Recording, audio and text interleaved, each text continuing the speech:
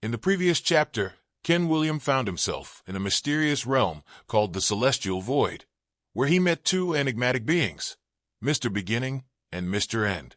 Now, Ken experiences the awe-inspiring vastness of the multiverse through a cosmic bubble, witnessing entire universes and even surviving a harrowing journey through a black hole. The beings reveal that Ken is in the backstage or forge of reality, where multiverses are created and destroyed. Let's find out what happens in this chapter as Ken seeks answers to his burning questions. Chapter 3. Why me? From all the people in my universe, why me? Ken asked, trying to appear calm despite the rising tide of trepidation within him. And for what purpose? He continued. Amusement, Mr. William, he drawled, popping another iridescent bubble with a casual flick of his finger. Entertainment in this endless expanse can be scarce. It's not all fun and games, creating universes and ending them. Sometimes we need a bit of spice.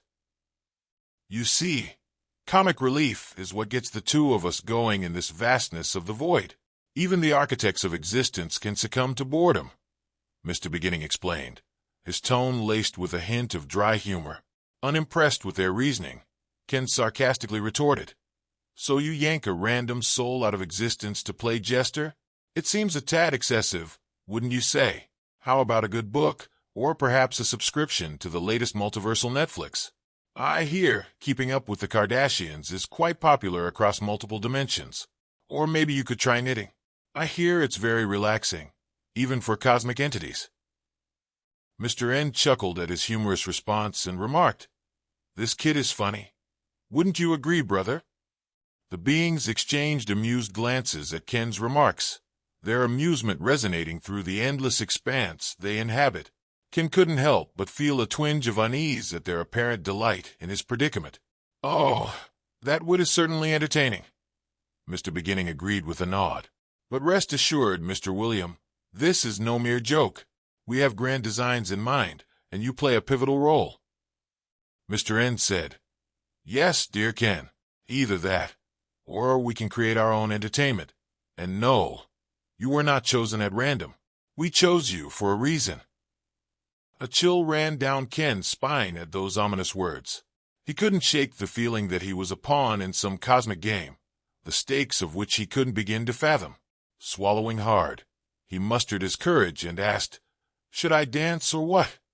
Half-jokingly, trying to maintain his composure in the face of the unknown. This kid, Mr. End remarked, laughing hysterically, his form rippling with mirth. No, Mr. William, you will dance for us soon, but not that kind of dance, said Mr. Beginning, a knowing smile playing on his lips. Ken felt his heart skip a beat at those words. What kind of dance, then? He asked, his voice barely above a whisper. Mr. Beginning's form shimmered, and for a moment, Ken thought he saw countless faces within its ethereal structure. The dance of life, Mr. William, the intricate steps of existence, the rhythm of choices and consequences. Ken experienced a sudden wave of uneasiness, like a cold hand gripping his heart. He didn't like the sound of this at all. The cryptic words, the veiled implications, it was all too much. He said, I do not think I want to be a part of your game. However, Mr. Beginning and Mr. End appeared to have different ideas. Oh, come on, Ken. Don't be a spoilsport. Embrace the unknown, for within it lies the thrill of discovery and transformation. It'll be fun, said Mr. End, his voice taking on a persuasive tone that seemed at odds with his otherworldly appearance. Ken shook his head, growing increasingly uncomfortable with every passing moment. He felt that he was taking on far more than he could handle with these two. Mr. William, you see, we like to wager and tell stories, and you are our next, said Mr. Beginning, his words carrying a weight that Ken couldn't quite comprehend. What am I, the story or the wager? Ken asked, his voice wavering slightly. Both, my dear Ken, Mr. End retorted with a mischievous glint in his eye. Ken felt his head spin at the implications. Both? How can I be both the story and the wager? That doesn't make any sense. Mr. Beginning's form pulsed gently. In the grand tapestry of existence, Mr. William, You are but a thread. Yet, it is the interweaving of these threads that creates the most fascinating patterns. Ken appeared taken aback, as none of it made sense to him.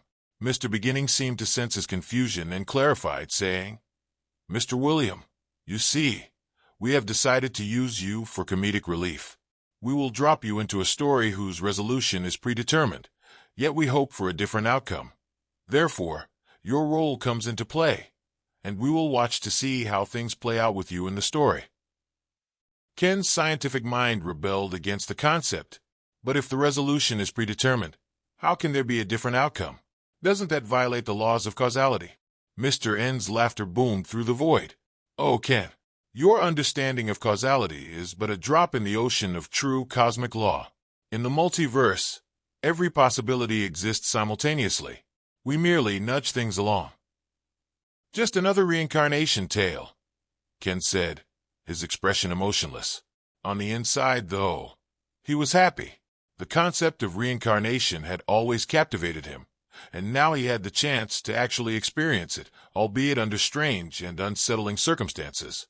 There was no denying that Ken felt both anxious and excited as he sat there in front of the two ultimate conceptions. The concept of reincarnation had always captivated him, and now he had the chance to actually experience it. Now he was going to be in one of those stories that he had read a few of. He also knew that there was a catch. Ken couldn't help but wonder what they had in store for him. Mr. Beginning answered, Yes, Mr. William, a typical reincarnation story, as you said. Are you up for it? He inquired, his voice carrying a note of challenge. Ken pretended to think about it, wanting to avoid appearing too eager. He knew that Mr. Beginning and Mr. End were watching his every move, studying his reactions like a pair of cosmic scientists observing an experiment. He remained silent for a moment, forcing himself to maintain a facade of nonchalance. All he wanted was to avoid responding too quickly or appearing too enthusiastic. Both Mr. Beginning and Mr. End were aware of his shenanigans but continued with the flow, seemingly amused by his attempts at playing it cool. You know, Ken said, trying to keep his voice steady. In all the reincarnation stories I've read, there's always a catch, some cosmic joke or a twist of fate that the protagonist has to overcome.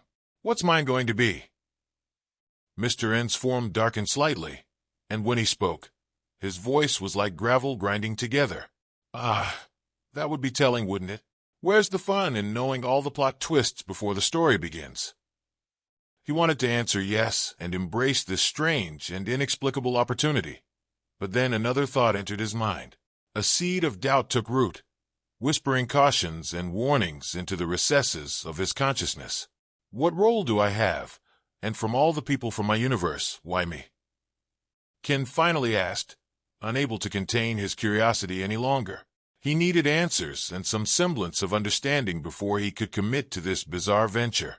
Mr. Beginning seems astonished by the inquiry, almost as if it were a rare occurrence for someone to question their motives.